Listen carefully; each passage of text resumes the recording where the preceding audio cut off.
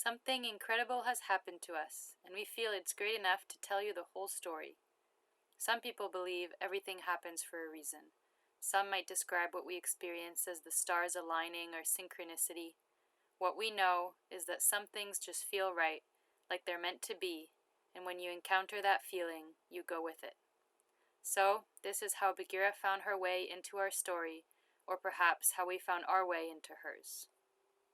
Alright, ready? Yeah.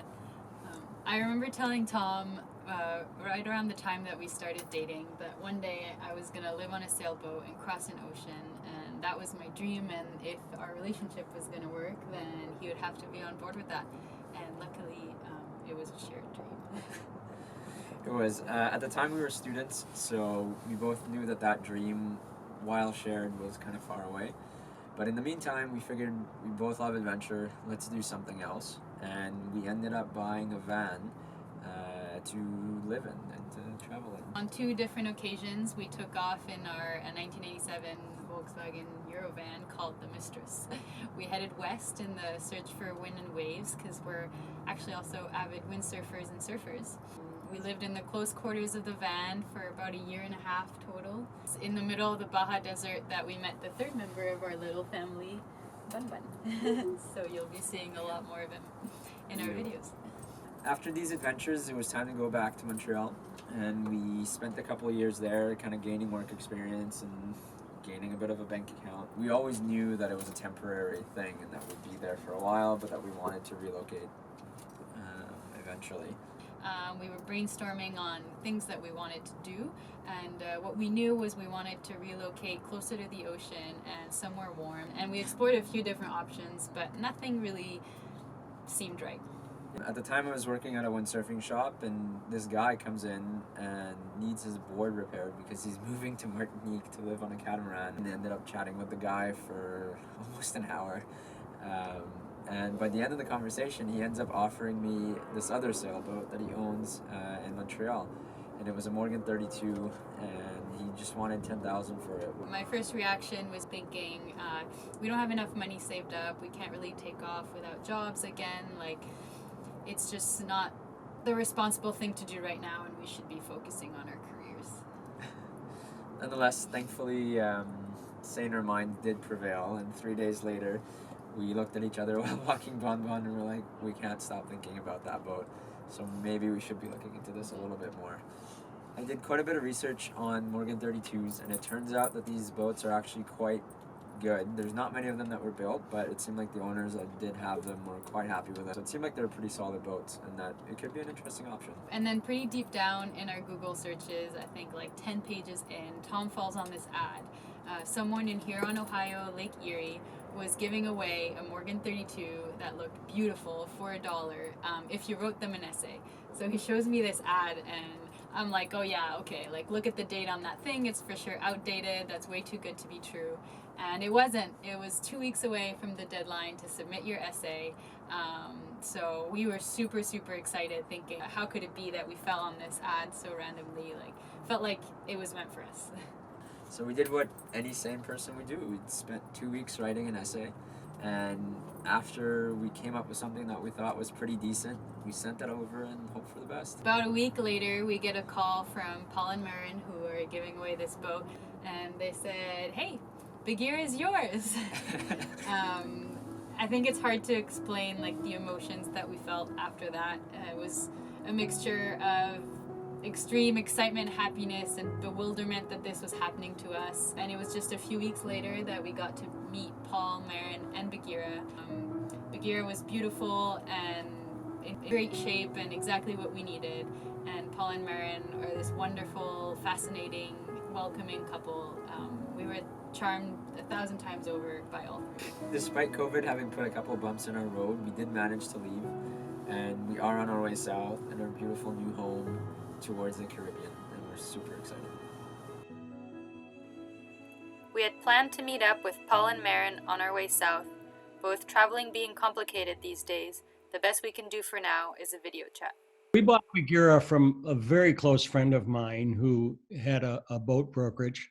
The first time I saw her, she was undercover, and I had to climb under a shrink wrap blue cover and take a look. And I just knew right away that this is the one, you know. She was your first boat? Not our first boat, but our first boat that we took out on Lake Erie. Yeah. We had been sailing in races with J-boats out on Lake Pymatooning. Okay. So we learned about seasickness. We learned about charting. We learned about, this was before GPSs were, you know, known and popular in the general world. Yeah. And it was a lot of wonderful new gadgets and adventures and some challenges. I remember one time along that journey, Paul had to climb down the ladder and into the dinghy because the dinghy had filled with so much water, I guess from a rain or something, and he's pumping it out, and I'm wondering, I'm holding the GPS just in case he falls out and I never find him again.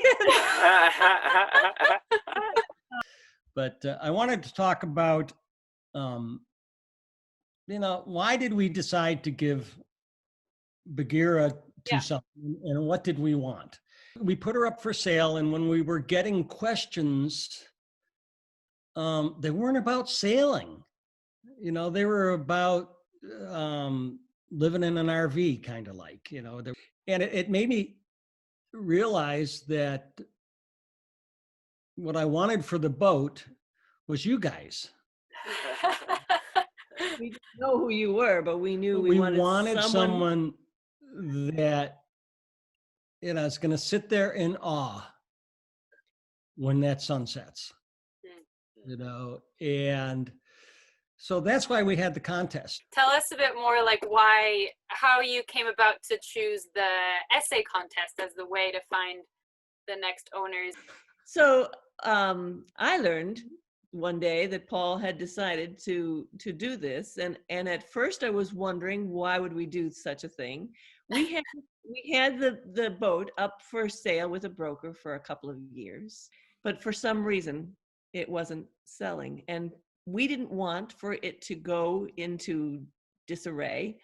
We wanted it to be used. This boat was a blessing to us for many, many years.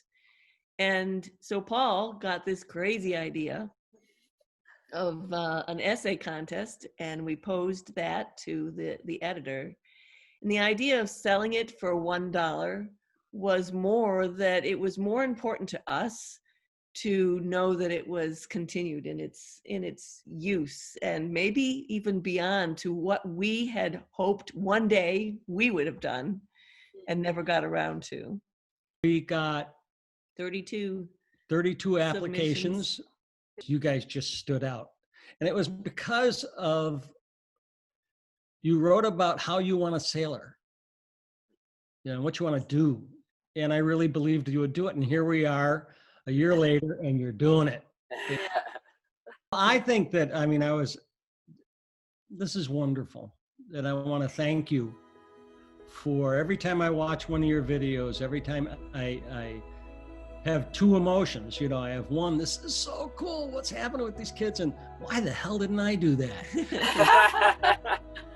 So, I know the answer to both, and I'm glad we can experience this vicariously. And, you know, I'm going to bring my little boat down, and hopefully someday we'll meet in Florida or somewhere, and maybe in That would be great. Mexico, and meet you at the Panama Canal. Yeah. Nice. Paul and Marin's vision with their gesture was to make someone's dream come true. They are more than realizing that, and we'd like to continue in that vision and share our experience in hoping to inspire more dreams to come true. We've named this channel Postcards from Bagheera as a dedication to Paul and Marin to keep them posted on our adventures and keep the dream going. We hope you also follow along on this crazy and wonderful journey.